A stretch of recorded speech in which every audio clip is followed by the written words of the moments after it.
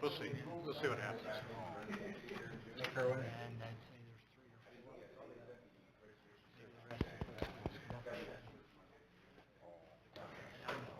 Bring the treadmill.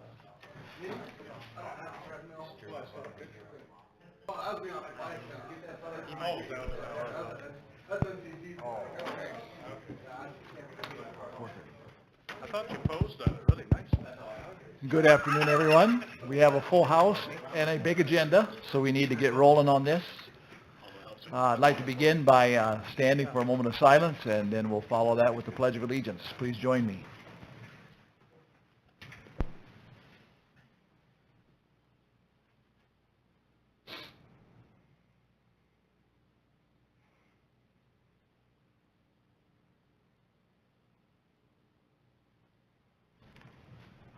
I pledge allegiance to the flag of the United States of America and to the republic for which it stands, one nation, under God, indivisible, with liberty and justice for all. If we could have a roll call, please. Brad Hint. Here. Ken Snyder. Yeah. Pete Hamill. Here. Tom Eggers. Here. Wayne Barahona. Present. All right, next item up is the approval of the agenda. So moved. Second. Any discussion? Roll call, please. Eggers. Aye. Hamill. Aye. Snyder. Aye. Hint. Aye. Barahona. Aye. All right, then we'd like to swear in our newest police officer, Nyron Moore. I'd ask you and Chief Birch to join me there at the podium.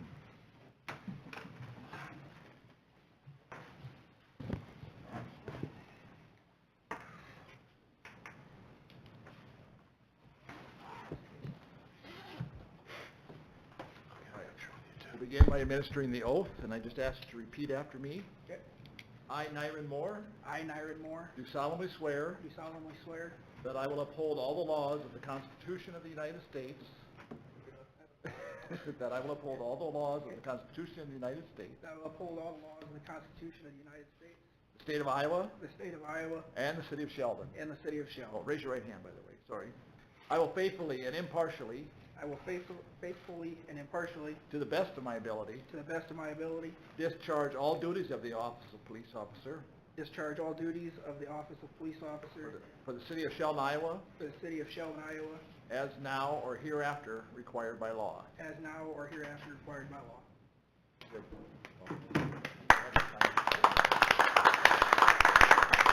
Go ahead. You can sign here and Chief Birch will sign there. There's multiple copies here. We got to do one.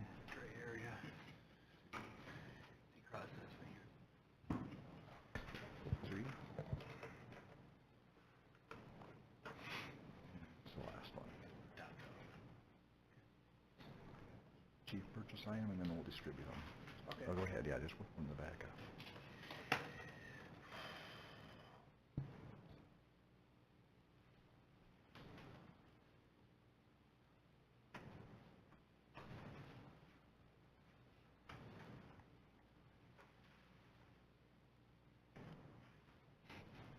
All right.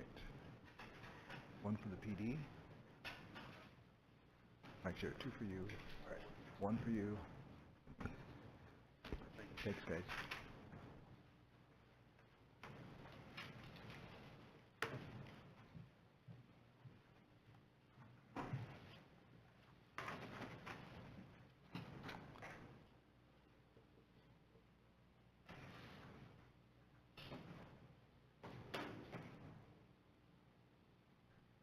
All right, we now move into the public forum section of our meeting.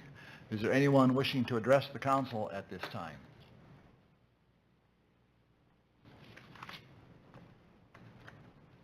Have we had any verbal or No. written comments? No. Okay. Then we'll move on, seeing no one moving forward. We'll move on then to our consent agenda. Take a motion for approval of that. So moved. Support. Any discussion? Roll call, please. Barahona. Aye. Hamill. Aye. Hint. Aye. Eggers. Aye. Snyder. Aye. All right. Then moving down under new business. First item up for discussion is consideration of the TIF application for Dubac Electric, am I saying that right? Dubac, okay. Very good. Kurt? Good afternoon. First of all, I'd like to welcome Scott Simonson, familiar face sitting behind me. Welcome, Scott, and Brandon Moore, both from Dubac Electrical, to the council meeting. I don't want to steal their thunder, but as we know, today we're going to be considering a TIF application for a pretty exciting expansion project here in Sheldon for Dubac Electrical. I'm going to let Scott come up, say a few words on the project, and I'll step back up and say a few words based on the TIF application and answer any questions you have. So at this point, Kurt, Scott, before you sit down, did yeah. I leave my agenda on the podium? You there? did. You need it? Would you bring I it, will please? bring that up to you. Thank So, you. so Scott and Brandon. Thank you. Good afternoon. As most of you know who I am, Scott Simonson. I've been a longtime community member of Sheldon here, so I'm pretty excited to be here. Give you a little introduction professionally. I am the Director of Pre-Construction with Dubac Electrical Group. Dubac is a private family-owned and operated company in LaGrange, Illinois, a suburb of Chicago. Founded in 1988, we are a leading provider of industrial and heavy commercial electrical construction and maintenance. Our projects focus on the industrial sector, including processing plants, food and beverage making facilities, and general manufacturing. We have emerged as a national leader in the electrical field along with our long-term clientele in the Chicago area. We have established regional presence in Indianapolis, Indiana, Richmond, Virginia, and Orlando, Florida. We are looking forward to establishing a regional presence now here in Sheldon. Dubac currently leases a small office space in Sioux Center and serves our national work team. After much discussion, we feel now is the right time to expand our footprint and truly establish a regional office setting. We are closing on the property of the former Carl Zeiss building on 16th Street this week, and will begin the remodeling process. This will consist of build-out of new offices, a conference and training room, open workspaces, break room, and restrooms. The expansion project would potentially start around mid-May and would consist of an 11,250 square foot space attached to the existing building. This expansion would allow for prefabrication of electrical assemblies, light manufacturing, and provide us with warehouse space. This project will continue to support our national team and allow for growing our regional Iowa presence. Our goal is to add up to 20 positions within the first 2 years. This job creation would be an array of employment opportunities, including manufacturing, prefabrication labor, electricians, foreman and superintendent level field staff, project managers, project coordinators, estimators, designers, and engineers. Though the labor market continues to be tight, we feel confident that we can engage in NCC's electrical program and Dordt University's construction management program to develop internship opportunities and permanent employment opportunities upon graduation. We also have an established and certified apprenticeship program that provides classroom, hands-on, and on-the-job training to individuals who want to learn the electrical trade. We're excited for this opportunity to be a part of the Sheldon community. Our core group of employees are local to the area, and we understand the Midwest work ethic that makes this area so great. We look forward to investing in Sheldon, and we appreciate your consideration of our TIF request. Thank you for the opportunity. Are there any questions for Kurt or I at this time? How long have you been with the company, Scott? I've been with Dubac for 1 year. Yep. So that started the initial conversation of where we're at today. So what came first, the chicken or the egg here? I mean, did you convince them to come here, or did they hire you with the intention of possibly expanding? I hired on with them to kind of a hybrid remote, stayed in Sioux Center, and then the conversation went from there to say, you know, we've hired 3 other folks here within the local area, and we decided to say it was a good time to start a true regional presence with our capabilities. Fantastic. We're glad to have you. Anybody else have questions for Scott? No, thank you. Thanks. All right, Kurt.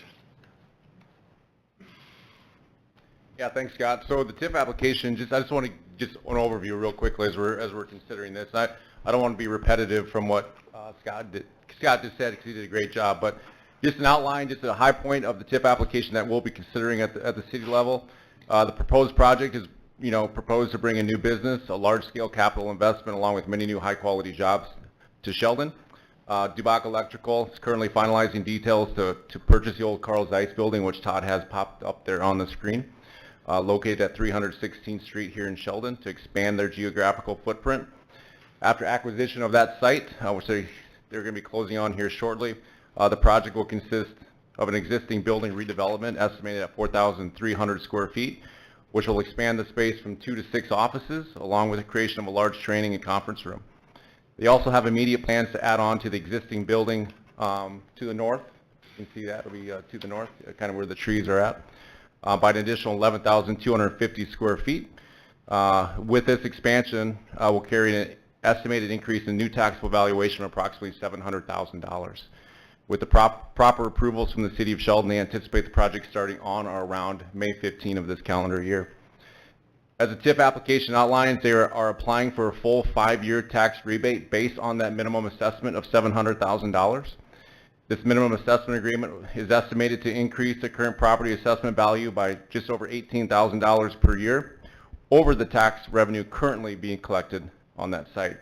I just want to clarify that this TIF rebate request is based on the increase in taxable valuation, which will be created by the new building, and not any of the current valuation on that site. I think that's important to remember. Along with the initial investment in this project, it is also expected to create many new high-quality jobs. Initially, 4 brand new jobs, full-time positions will be created, and then Dubach has plans to add 10 jobs over the next year and 20 jobs over the next 2 years, with a new annual payroll estimated about $1.5 million in the project.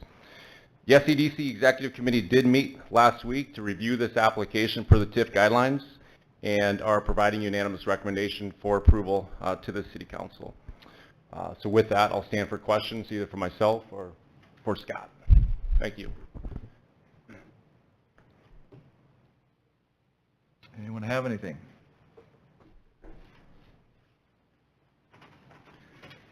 All right. Thanks, Kurt. Then we need to I need to have a motion to approve the TIF application subject to the developer executing a contract for development. And this would be part of a public hearing, which we would schedule if this motion passes for April 19. So move. Support. Any discussion? Roll call, please. Hamel. Aye. Snyder. Aye. Hint. Aye. Farahona. Aye. Eggers. Aye. Okay. So yes, then the motion, we don't need a motion for the next item, but we will have that on the agenda for 2 weeks from now, a hearing on the contract for development for this new business. And again, guys, we thank you for your investment in the community. We look forward to many good things coming for you here and for the community as well. Thank you.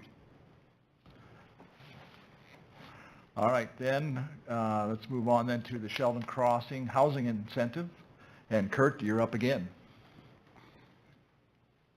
All right. Thanks again, Mayor. Just wanted to take a moment and just recognize Corey Elgersma from ISP Services and Dennis Gorder. Both represent the Housing Review Board, and Dennis actually serves as the chairperson on the committee. So in front of you and attached to the council agenda are some global terms for consideration of a proposed housing incentive that outlines terms and conditions of what we're going to be considering here today. These terms and conditions come to you as a recommendation from the SCDC Development Committee, the SCDC Board of Directors, and the Housing Review Board as a strategy to stimulate new housing construction in Sheldon. After meeting with many local contractors on ways to stimulate new housing construction, we are recommending launching a new housing incentive to sell 7 lots in Sheldon Crossing for duplex construction, and the proposal would be to sell these 7 lots for $1 each. In addition to this incentive as proposed, we would also provide a $10,000 incentive per lot upon completion of each duplex project on each lot, and this $10,000 incentive will be provided by funds available to the Housing Review Board. And so I had Todd pop up the 7 lots that we're considering. It's also attached to the agenda. Does anybody have any questions on what lots are being considered underneath the incentive? Yeah, Todd can maybe outline those quickly.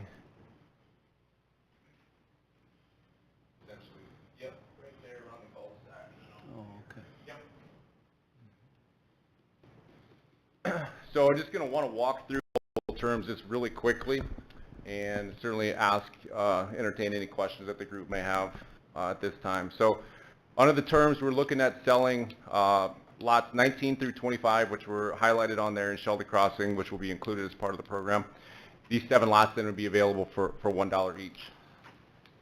These 7 lots will be available, again, like we mentioned before, for duplex construction only. No single-family homes will be eligible under this incentive program. The idea behind that is duplex, 2 units per lot. Our max return is 14 units versus 7. We feel like in talking with our realtors, duplex construction is pretty popular right now, and it's something we can maybe capitalize there on the north end of that development. These lots would be available then on a first-come, first-served basis until October 1 of 2023. This incentive program would expire at the end of the business day on October 1. So this isn't a perpetual incentive. We're not going to roll it out there and just let it just right off in the sunset. It's going to have a sunset literally to it. So we want to spur the excitement and hopefully get development in the short term versus the long term. The developers will be able to purchase up to 2 lots initially. So if the developer comes in, they'll be able to purchase up to 2 lots initially. All remaining lots after September 1 will be available to all developers, including those who maybe already purchased 2. So after September 1, we would open up the remaining lots for any developers who currently maybe already had purchased 2 to scoop up any remaining lots that may be available. As mentioned, this program will provide a $10,000 incentive per lot to the developer once the building project is completed, and a certificate of occupancy has been issued by the City of Sheldon. This certificate will not be issued until sidewalks have been installed in conformity with the City of Sheldon's ordinances. So sidewalk completion will have to be completed as part of the project. This incentive is a standalone incentive, essentially meaning it cannot be tied to any other local incentive or any other state incentive program. It's maybe the state incentive program that we're most familiar with is the Workforce Housing Tax Credit Program. So we don't want to make any of these lots and this incentive contingent upon any other funding. We want to make sure that we roll this out and get construction going right out of the gate. Closing on the lots would be within 60 days of signing the real estate purchase agreement. Duplex construction on each lot must be completed by December 31 of 2024, so the end of next year. If construction is not completed by that date, a $350,000 minimum assessment agreement will be enforced on that lot until duplex units are completed and a new valuation is established. All construction is required to follow all current restrictive covenants on record for that development. And just as a reference, currently the minimum assessment that's on those lots if you don't develop within 2 years is $200,000. So we're taking it, the development committee decided to take it from 200 to the 350, again, to encourage development. All lots are available to both local and out-of-town contractors as well as individual parties who may be interested. And as I mentioned, we did take time to meet with a large number of our local contractors to get feedback. We were really hoping to get some local investment and local participation in this program. So a lot of the feedback from our local contractors actually facilitated into this framework. So with that, I think it's just good to know that we have some feedback there. So offers will be reviewed on a first-come, first-served basis. So, and they will all be subject to and contingent upon approval from the SCDC Development Committee. So if we get an offer dropped off tomorrow morning, you know, it's first come, first served, and then subject to review of our Development Committee for ultimate approval. So with that, that's kind of the framework. And as we're going through this now, so the last leg of this incentive to get it formally approved is per the memorandum of understanding between the SCDC and the City of Sheldon. SCDC is required to pay back $18,042 per acre on the sale of ground. So we've come before the council before to ask for forgiveness on that payback for maybe some other sort of incentives, and that's what we're doing here today, as requesting forgiveness on the payback on those 7 lots, which would total about $48,713, or if you break it down, about $7,000 per lot. And just keep in mind that the new development of duplexes on each lot could carry a new minimum assessment of approximately $500,000 per duplex. So your payback, your return on investment, it's pretty short if the development does happen. And remember, if it sunsets out at October 1 and in the incentive, carried out, those lots will go back on to the market for full asking price. So then if we would sell it after the incentive is expired, the payback provision would then kick back in. We have to pay you back. So, so with that, that's kind of the overview. I'll stand for any questions anybody may have at this point, and Corey and Dennis as well, who sat in the room, and Brad is part of the development committee. Tom Eggers is part of the SCDC board. I've been a part of these conversations, so I'm certainly entertaining any questions for myself or for any one of those representatives. All right, anybody have questions? So for contractors, you know, you said it's first come, first serve. Do they have to come to you with plans in their hands in order to do that? It's So- not just, oh, here, I'll throw my name in the ring or whatever. Yeah, they just have to come with a written offer, not necessarily like building plans. We Okay. don't necessarily require that as part of any of our lot sales. Just what they're planning on doing, what lot they're looking at, and then we have templates of real estate agreements for each one of those 7 lots that they'll have to sign and put on record. We do have the restrictive covenants out there already that will protect us, Wayne, so they can't just put up anything. There's still that 20% brick requirements. I mean, there's still the square footage requirement per floor, so all that'll maintain the same. So, yep, good question. I don't have a question, but I do want to state that I think it's a good pilot program. Not only trying to get development and tax revenue for an area that's not been moving for development right now, but also providing an opportunity for a local contractor to maybe step up to a developer's opportunity here. And because eventually it's very possible they can do more than 2 lots in from what the framework is set up. So I think it's well worth our investment as a city and to springboard this, so fully in favor of it. Thanks, Tom. Anyone else? Kurt, maybe you don't know the answer to this question, but do you feel that there is an appetite for this amongst the developers in so much as I know that coming off of a period of high building costs, long lead times, et cetera, so that, you know, do the developers from who you've talked to feel that this is a viable project to get done within the time frame allotted? Yeah, so based on the building requirement, great questions, we talked through this too.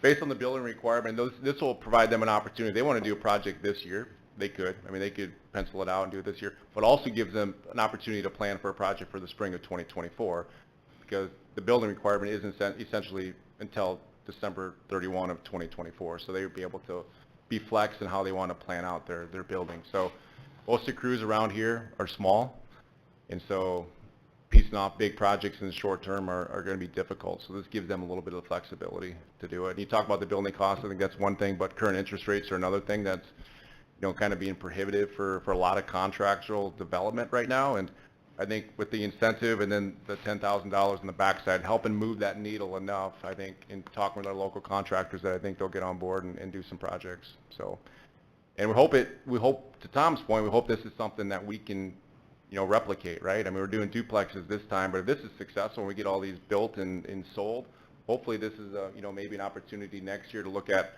you know, single family homes. Our housing review board maybe comes before the city council at budget and requests funding for additional incentives such as this to fund single family residential development projects as well. So we want to create a model that is replicable. We also want to get the investment from our local contractors to be able to participate with us. So. Very good. Anyone else? I think development creates or breeds more development. Yeah. As you get something out there, it looks more like a community. Yeah, I agree. effect. I had just a property owner call me today. You know, you never know how these conversations are going to go when you start selling lots for whatever $1 or incentivize something. But somebody who actually invested and bought a lot out there and just called me out of the blue and said, I think it's a great idea. And, you know, we have other contractors who have built spec homes or duplexes or whatever, and as we've met with them, there's been no kickback. I mean, they're supportive of this. They understand that in today's world, to get development and specs built, just We have to become more competitive as communities. It's just the way it is. I mean, there's communities giving abatements away for 10 years. I mean, it's just, there's different models out there, but I guess my point is there's support, even with those who actually have invested and bought a lot in that development for full asking price. So, I was discussing this with a local realtor, not Corey, another one, but he was in favor of it. He thought it was a good plan. And not only does it get development occurring, but in many cases, it'll probably open up other homes for, you know, the people moving out of their existing home into a duplex that they're downsizing, you know, generally maybe or whatever. But that is the other side of the coin too that will benefit us, is opening up some other housing, hopefully, which we are in need of. right. So. Yep. And just one last thing in closing, just real quickly, we do also still have, for all the remaining lots out there, we do have a rebate program in place right now if somebody wants to buy a lot for a single family home. I mean, if you currently own a home in Sheldon and you buy a lot out there and build a new house, it's a $15,000 incentive off the asking price of the lot. So that comes right off at closing. If you don't currently own a house or you're moving in from outside of the community, you would qualify for a $10,000 rebate off the asking price of the ground as well. So those are two existing incentives outside of the 7 that we're talking about today. Okay. All right, let's move on then. We have a resolution in your packets waiving the reimbursement to the city for the sale of the facility construction of these duplexes. I take a motion to consider that. I'll make the motion to approve. Support. Further discussion? Roll call, please. Snyder. Aye. Hint. Aye. Eggers. Aye. Farahona. Aye. Hamel. Aye. And then we need to follow it up with a resolution approving the standard minimum assessment agreement for Sheldon Crossing Housing Incentive Program. I'll make that motion. Support. Any question or discussion on that? Roll call, please. Eggers. Aye. Farahona. Aye. Snyder. Aye. Hamel. Aye. Hint. Aye. All right, very good. Thanks, Kurt. Thank you. Hope this goes well. Then moving on then to item C, the fiscal year 23-24 budget. I'd like to open the public hearing on that. Is there anyone wishing to address the council regarding this item?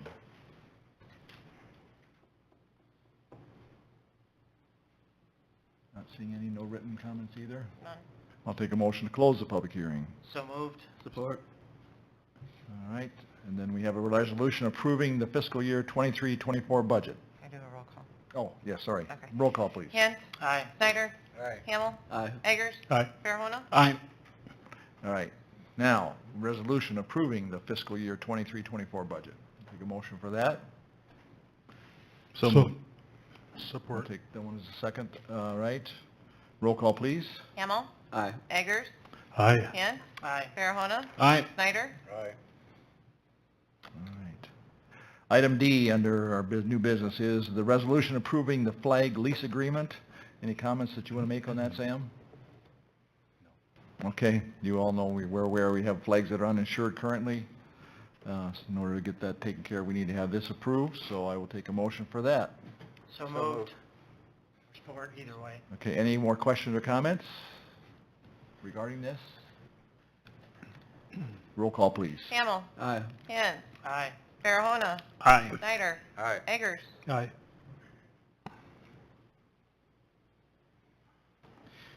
All right, moving on now then to item number 8, the Planning Commission hearing items. First item there is the rezoning of the maintainer properties from arterial commercial to light industrial. I'd like to open the hearing on that. Anyone wishing to speak to that?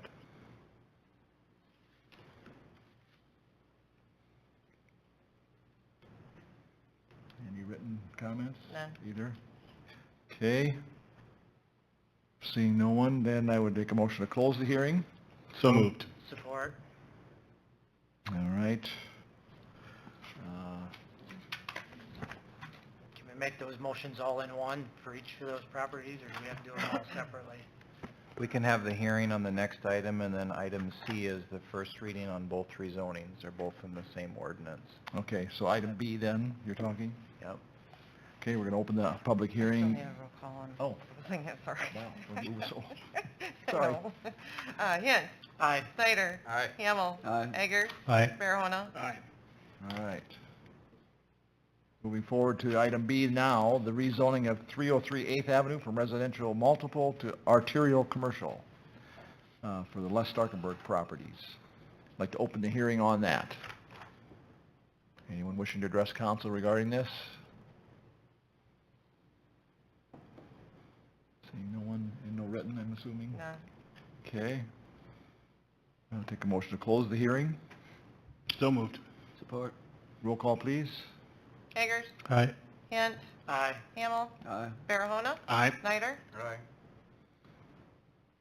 All right, and so then we move on then to the first reading on both the rezonings for the maintainer property and the Starkenberg property. Consider that opened. And then a motion to approve.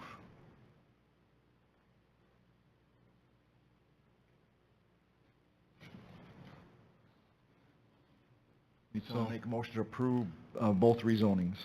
I'll make that motion and move to waive second and third readings. Okay, Support. further discussion.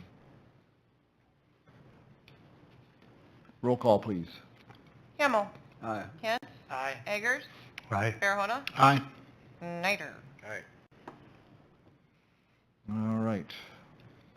Item D under the... We'll need a motion to approve the rezoning resolution now, since you approved the ordinance. Oh, okay. All right, we need a motion to approve the zoning as well? What are we approving? The resolution Okay. underneath C. I don't have that. Can't see it there, but you can see it in the online. All right, there it is. Okay, yeah, we need to approve the resolution for the rezoning. Take a motion for that. So move. Support. Roll call, please. Eggers? Aye. Hint? Aye. Snyder? Aye. Hamel? Aye. Farahona? Aye. Okay. Can we move on now? Consider the subdivision of the former Bethel church site. Open the public hearing, I'd like to open the public hearing on that. Anyone wishing to address council on this item? I see no one, no written. None. Okay. We do have the developer online, Casey Shelton. Casey, did you have anything to say at this point, or? No, sir. Thank you. Okay. Then we need a motion to close the public hearing. So moved. Support. Discussion. Roll call, please. Hamel? Aye. Hint? Aye. Farahona? Aye. Snyder? Aye. Eggers? Aye. And the next item then is to approve the resolution concerning this subdivision. I'll take a motion for that. So moved. Support. Any questions or comments? Roll call, please. Hamel? Aye. Snyder? Aye. Hint? Aye. Eggers? Aye. Farahona? Aye. Okay. I think we're setting a record for public hearings today, aren't we? Moving on to item E, an ordinance amending the 2010 Sheldon zoning ordinance by adding section 16.11 egress windows and emergency escape openings. I would like to open the public hearing on that one. Anyone wishing to address the council regarding this matter? Yes, sir. Please step forward. State your name for the record. Craig Den Hartog. As I understand, the ordinance now says 6 feet from the next door property for the egress, and it would like, this ordinance would like to be revised to 3 feet. If that is correct, I would disagree with doing that.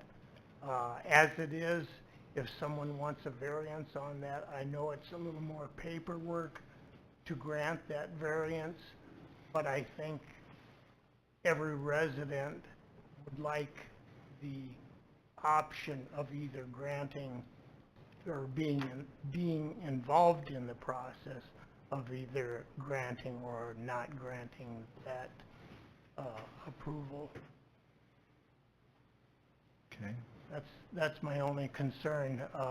I know it's extra paperwork for everyone to do, but I think there's a lot of homes that are built really close to each other, and if you start encroaching that much into the other person's property, I think it could be a problem. That's all I have. Thank you. Craig, question for you. What item number are you referring to as far as that change under the ordinance? Are we talking the egress windows now? Yes. What that, you were talking about going from 6 feet to 3 feet. Where was that in the? Someone can correct me if I'm wrong, but as I understand it now, the ordinance is 6 feet from the next property line, and there are people that are saying they want to move that to 3 feet. If I'm incorrect, please advise. Are you aware of what he's talking? I mean, I am. Is that the case? If we can get to, do you want me to answer now or wait until we get to the? We can wait. If you want to address it after we get through the hearing, that's fine. So, okay. All right. Thank you. Anyone else wishing to address this topic? Yes, please step forward.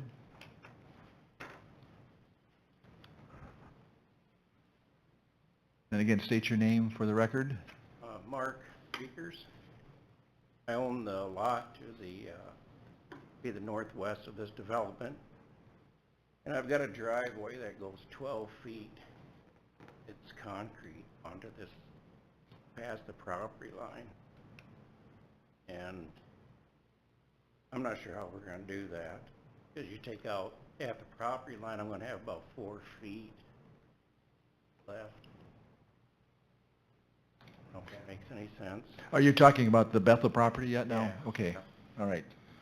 So, I don't know if this is the right time to bring it up, but Well, we would have considered it. We've actually moved on beyond that, but we'll take your comments under consideration. Just go ahead. all right. So, yeah, I'm not sure what we're going to do because your egress windows are going to have cement right outside of them if you cut them in, if you know what I'm saying. Mm-hmm. And then we're going to have a problem with access to the garage. Okay. All right, we'll take that under, because we may address that as we discuss this further here, so, but thank you for your comments.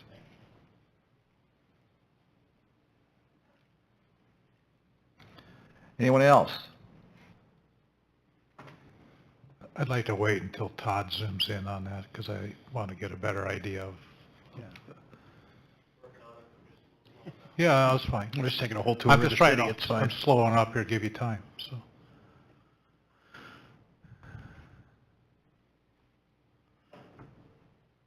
It's like Google Maps on dial-up.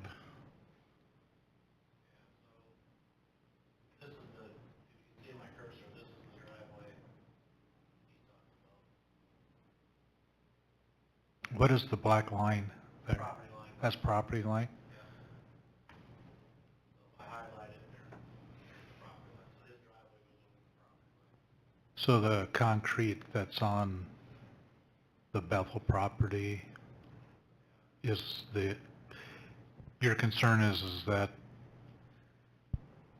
your concern is that the egress windows that's on the Bethel property is going to encroach upon your property line? Measured off the property line, 6 feet where the building's going to start. Okay. And the egress window will take 3 in there now. But I got 12 feet of concrete that comes off that garage there. So,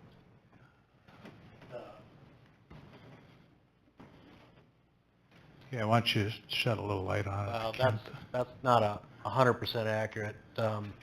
According to the information we've got from CAPS, the egress windows would be 6 feet off of the property line, and the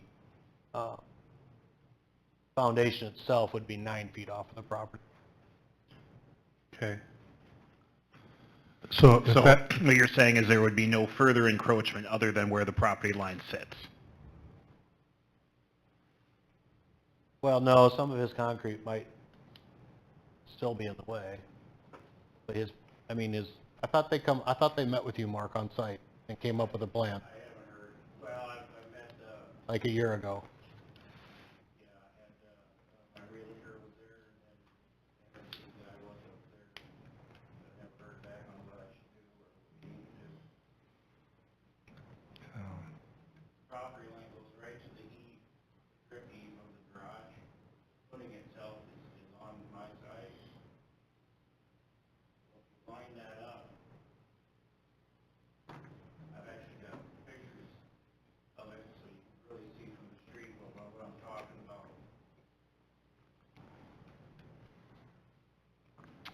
Right, but so if you cut the driveway off with the property line at the west end of my driveway is approximately about 4 or 5 foot wide.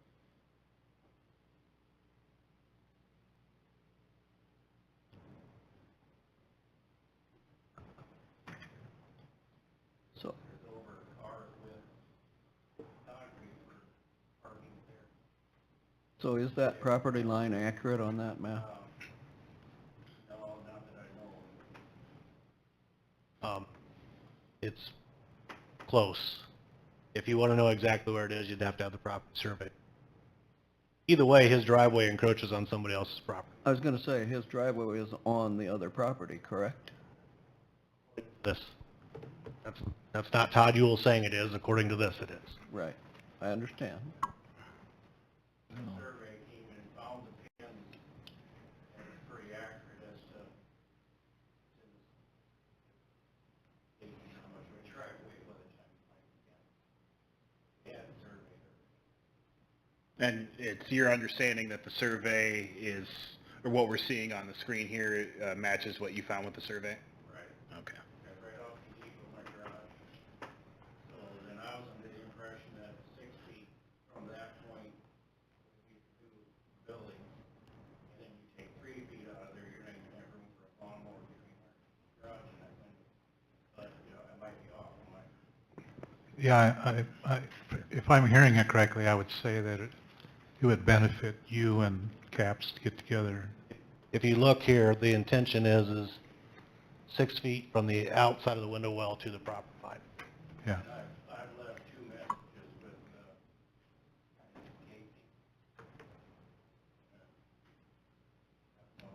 Casey. If I might? Yes, please. So, a couple of comments. First of all, the egress window item that's on today's agenda,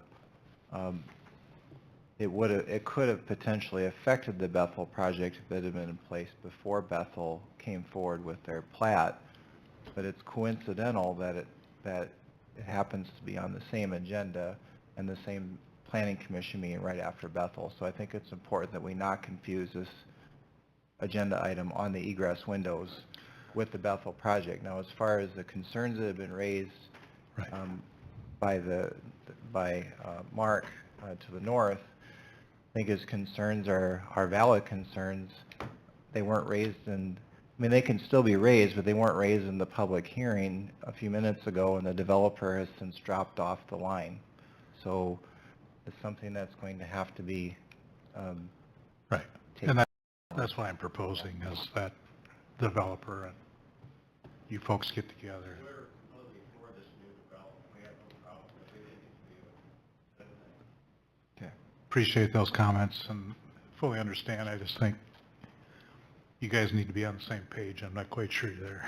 I'll keep trying to get it. Yeah. All Okay. right. I know there's been some, in other areas of town where the houses are built right next 4 foot, and they've had to go through the whole process of variances to get an egress window. So I can see it both ways. It'd be convenient for people in older towns if we had a lesser, you know, if we went to 3 foot than the 6 foot right now, because the 6 foot takes a lot more effort, and it's a lot more time consuming for the people that want to put in egress windows, and the safety factor of egress windows is very, yeah. Yeah, I'm just It trying, needs to be myself, enforced. trying to figure out what's the downside of Yeah. putting in an egress window to a neighbor. Well, and as far as this resolution goes, I don't think this instance should keep us from making the resolution in general. Right. Yeah, and I Gentlemen, before we go appreciate on- comments that you made, but I'm not quite sure what the consideration would be on not putting in, or not As a having. point of order, let's take a motion to close the public hearing, and then we'll move into the discussion regarding the resolution. Is that be all right? Okay. So moved. Anybody else first? Yeah, is there anyone else that wishes to speak, Support. address council as part of the public hearing? Okay, so I'll take a motion then to close the hearing, and then we'll move on from there. So to moved. discuss. He did. I second it. Okay, then, roll call, please. Kent. Aye. Snyder. Aye. Eggers. Aye. Hamel. Aye. Farahona. Aye. All right. Now we'll have the first reading and open up our discussion further, if there is any. If I might. Yep. So I'll just make a couple of quick comments on this. So the zoning ordinance already contemplates encroachments into the required setback in two other areas, for steps and for decks. So that, it varies, but that's allowed now.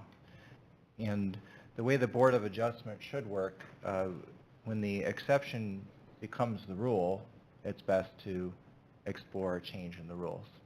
So it's also important to note that the Board of Adjustment in the city cannot grant an encroachment onto someone else's property.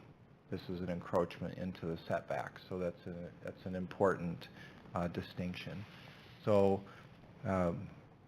Craig and I were talking before the meeting, and I think he raises an important point. One of the, the intent for this was to help homes in the older part of town, which all the previous variances have impacted, and all of those were approved, by the way.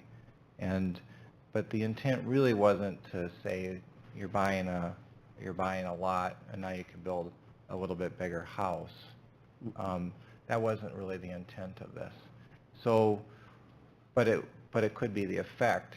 I don't know how, Todd, if you want to jump into this part of the discussion, but that is a potential possibility. Correct. One example would be, if you look at older areas of town, one example would be 711 11th Street, which is an empty lot that the city's hoping to incentivize someone to come in. And they could build a larger house and come up a little bit, if an egress window is considered part of the structure, then the whole house would have to be, the edge of the egress window line would have to be 6 foot from, or 8 feet from the property line, whatever the zoning requires there. I don't know what Did else you want me to say. That kinda covers Did I it. get that right? Yeah, Okay. yeah. And in the center of town is zoned RM, so it would be 6 foot. My only comment on this is that the other win would be, this ordinance actually defines the minimum requirements for a window well for safety purposes, as Brad mentioned, and we don't have anything in our current ordinance that addresses that. So at least this way it defines it, so if somebody puts one in, it's going to be the correct size and adequate for safety purposes.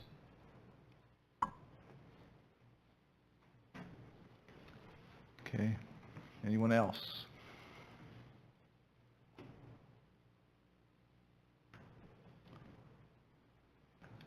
Hearing nothing, then we need a motion to approve the first reading, and either move it on or waive the second and third.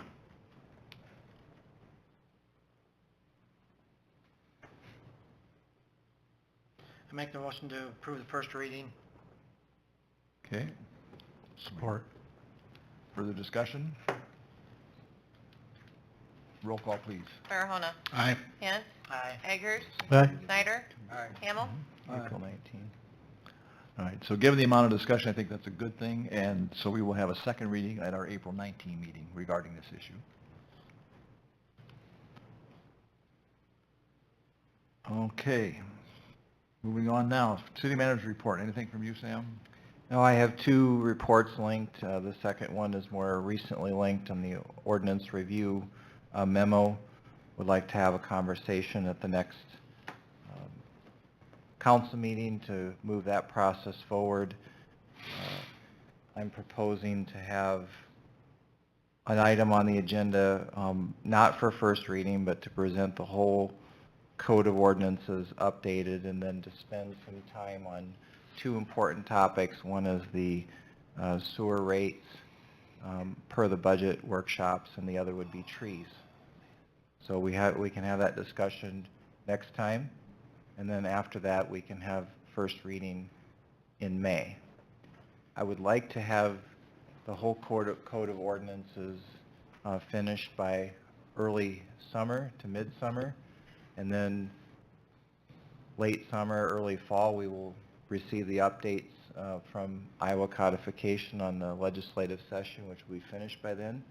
And then we'll come back and do another simple round of updates. And then every year from here on out, the goal is to, now that we've caught up, is to stay caught up so we're not doing 24 years at once.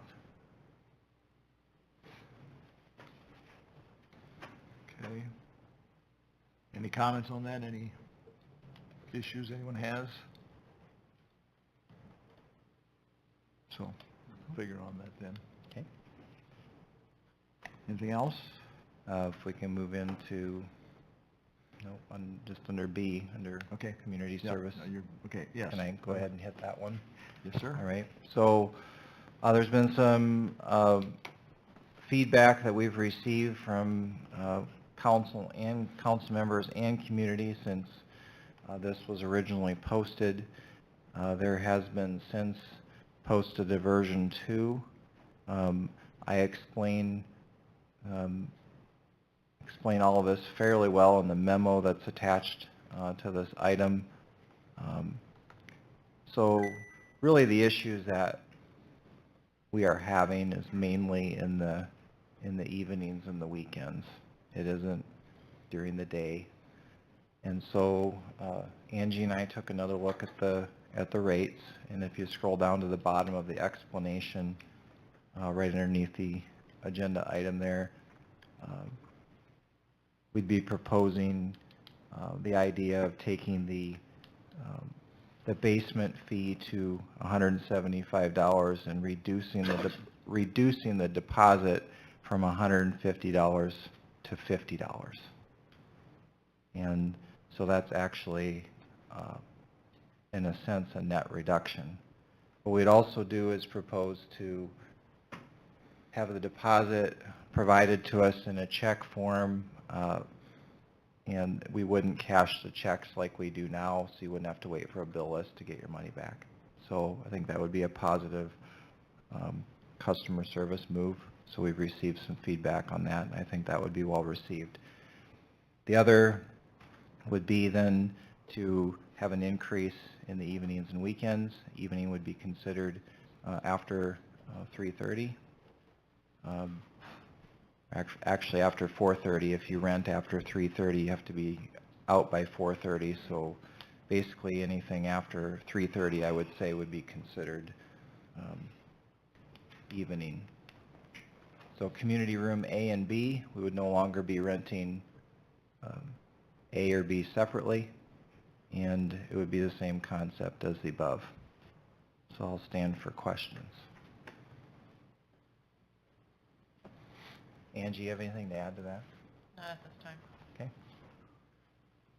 I don't have a question. I do want to thank you guys for taking a look at that again. I had an initial concern that we were waiting too much on the actual rental fee to try to cover the the losses or the expenses that were coming, and I asked to review that and weigh that over into the refund.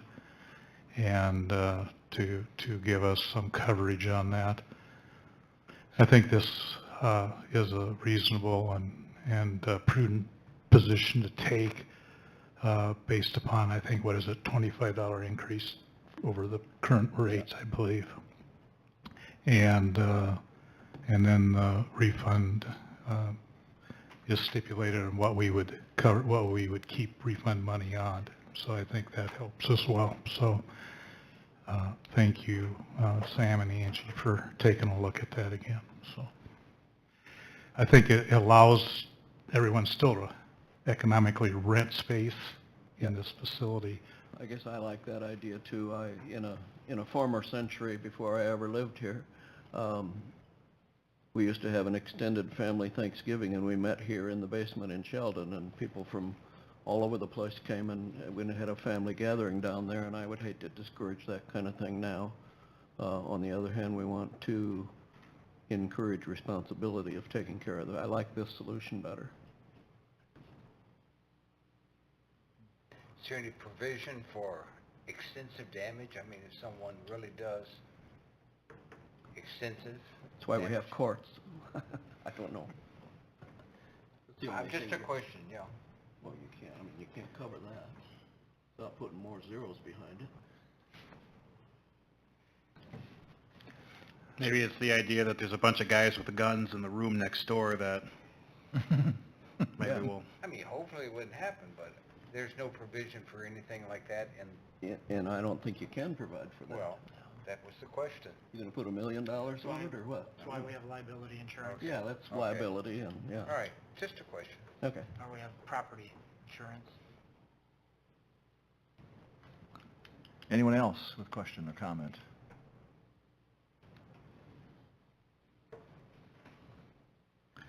So we're just discussing now, you want to move to a reading for next meeting, is that the plan? Well, if there's a general consensus, we'll just put it on the consent calendar for the 19th. I'm good with that. Okay. You want a motion for that, or? No, I don't think that's necessary, Okay. unless you want to, but I don't think No. that's necessary. If you're fine, I am. All right. Then we move on to comments from others. Todd, anything else from you? Yeah, I just thought I'd remind everybody that construction season is quickly approaching and give you a couple updates. The Lewis and Clark pipeline that's going to bring water to us hopefully by this fall or sometime this winter, that contractor from Kansas has actually got forces back in Iowa, and they're back at it again, so trying to stay on schedule. Projects within the city, the water tower, our water tower project, they've been doing some foundation work and piping work and pressure testing. So, McGuire is in the process of doing fabrication in their shop.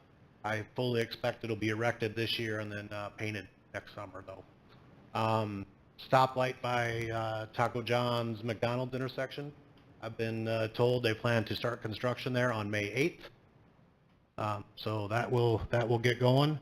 And then the trail around the pond by the pavilion, they're moving equipment in today. Start some work this week, but they'll start hitting it hard next week. So we'll have a lot of dirt being blown around here pretty soon. Oh, and the Lewis and Clark connection project at our water plant, they started exterior plumbing and piping on that project today as well. So things are moving. So everything is fine with the water tower foundation, and we're moving forward. Great. Excellent. Kurt, anything else from you today? Real quick, I just want to just publicly thank Corey Elgersman and his team on downtown buildings, got that new buyers in there. So I think it's been a long process, and it's been a frustrating one at times, but there's always light at the end of the tunnel. And I just wanted to just thank everybody in the room for that. And you know, it's a good project for Sheldon, so I just wanted to say that. Very good. All right. Scott, do you have anything today? Just quickly, I want to publicly thank my staff for the extra hours. The hard work they put into the last 2 weeks. It's been busy. And then if you guys didn't see, Sergeant Meineke and Val was the first place we gave the search. Well, I think it was like 30-some people, so they're doing really good. Fantastic. Good, thank you. Angie, anything from you today? Just one thing, we actually put pool membership forms in the utility bills, so if you want to avoid the pool opening rush, you can bring them to our office and we'll get you on the list and you can get your number the first day. All right, very good. Maybe Monday. Mike, anything from you today? No, thank you. All right. Council to my left. Nothing. To my right? Thank you. Just want to make a statement. Had the pleasure of hosting some old friends of ours from the Pella, Iowa area this past week. And, you know, we sit in here and all of our efforts that we put forth for this community, sometimes, you know, we just take it for granted. And, but when you hear back from people who come to visit, and they talk about how nice and progressive the city is and what's going on with development and how it's being maintained and what friendly people live in Sheldon and what great facilities and amenities we have. I think I want to make sure that I state that it's really seen by those types of people, and that's what's going to continue our growth and success moving forward. So just wanted to share that. Very good. Thanks for that, Tom. I have nothing, so that's... So moved. Support. Roll call, please. Ken. Aye. Snyder. Aye. Farahona. Aye. Hamel. Aye. Eggers. Aye.